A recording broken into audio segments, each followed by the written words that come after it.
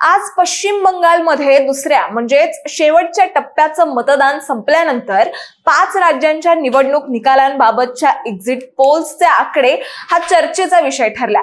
पहिल्या टप्प्यात मतदानाची टक्केवारी 93% जास्त झाली। तसेच आज दुसऱ्या टप्प्यातील मतदानही रेकॉर्ड ब्रेक झालंय। त्यामुळे येत्या 4 मे रोजी बंगालच्या विधानसभा निवडणुकीची मतमोजणी होणार असून निकालही जाहीर केले जातील आणि त्याच निकालांचा अंदाज आज आपण एक्झिट पोल्सच्या माध्यमातून मतदारांना मिळू शकतो। त्यापूर्वी आपण जाणून घेऊयात यंदाची निवडणूक कोणत्या मुद्द्यांमुळे जास्त चर्चेत आली आहे। तर पश्चिम बंगालची 2026 ची विधानसभा निवडणूक ही फक्त एका राज्याची निवडणूक नसून तर ती भारतीय राजकारणातील एका मोठ्या संघर्षाचं प्रतीक ठरली आहे। तृणमूल काँग्रेसच्या सर्वेसर्वा ममता बॅनर्जी आणि भारतीय जनता पक्ष यांच्यातील हा थेट सामना लोकशाहीच्या इतिहासातील अत्यंत अटीतटीचा ठरला। दरम्यान या वेळची निवडणूक विशेष ठरण्याचं मुख्य कारण म्हणजे दोन्ही बाजूंनी लावलेली प्रतिष्ठा। ममता बॅनर्जी यांच्यासाठी हा आपला गड राखण्याचा प्रश्न होता, तर भाजपने आपली संपूर्ण ताकद मैदानात उतरवली होती। पहिल्या टप्प्यात झालेली 93% जास्त विक्रमी मतदानाची टक्केवारी हे स्पष्ट करते की बंगालमधील जनतेने या वेळच्या निवडणुकीला किती गांभीर्याने घेतलाय। या निवडणुकीच्या प्रचारातील मुख्य मुद्दे होते ते म्हणजे एक तर बंगाली अस्मिता, ज्यात तृणमूल काँग्रेसने बाहेरचे विरुद्ध स्थानिक असा हा मुद्दा प्रभावीपणे वापरला।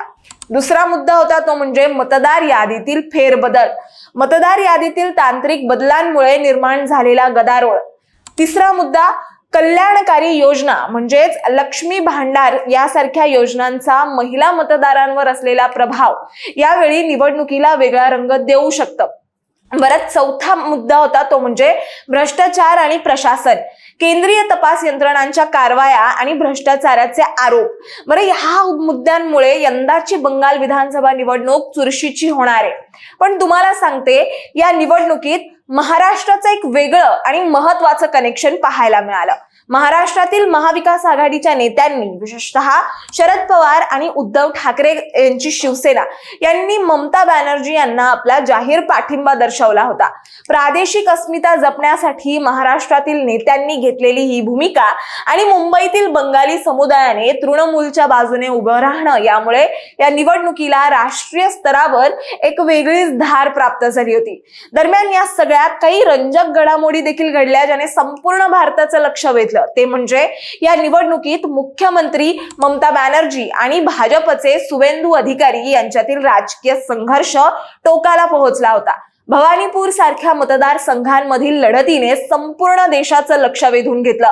परिणामी प्रशासकीय स्तरावर सुरक्षा दलांची विक्रमी तैनाती आणि निवडणूक आयोगाची कडक नजर यामुळे ही निवडणूक थेट इतिहासात नोंदवली गेली। आता आपण जाणून घेऊयात पोल्स ऑफ पोल्स मध्ये काय आकडेवारी समोर आली आहे ते। तर पहिलं आहे पोल डायरी।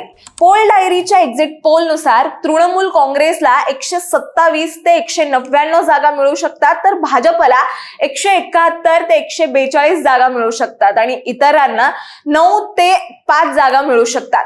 पुढे मेट्रिक्स या संस्थेने दिलेल्या पोल नुसार तृणमूल काँग्रेसला 125 ते 140 जागा मिळू शकतात, तर भाजपला 146 ते 161 जागा मिळू शकतात आणि इतरांना 6 ते 10 जागा मिळू शकतात।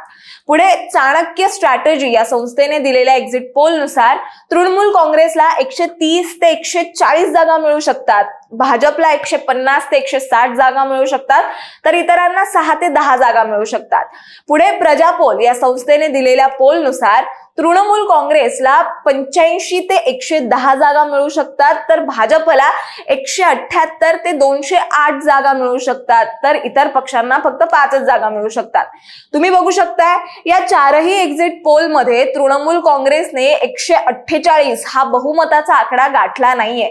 याचाच अर्थ यंदा चौथ्यांदा ममता बॅनर्जी यांचं सरकार बंगालमध्ये नाही येऊ शकणार असं काहीसं चित्र या एक्झिट पोल मध्ये आपल्याला पाहायला मिळत आहे। अर्थात निकालात कोणाचं सरकार येईल ते स्पष्ट होईलच, पण आलेल्या एक्झिट पोल नुसार तृणमूल काँग्रेसने 148 हा बहुमताचा आकडा काही गाठला नाहीये.